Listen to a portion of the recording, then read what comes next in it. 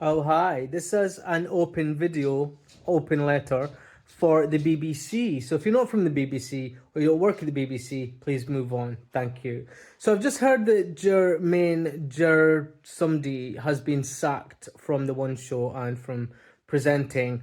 And I'd just like to extend my interest in these roles.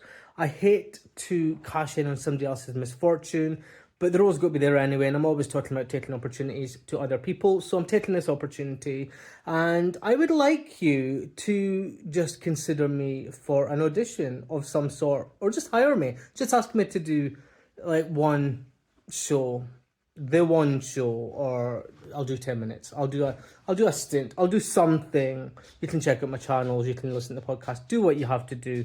I'll even bring my dog if you're interested in getting some dogs presenting. He'd love it. Not too sure about match of the day.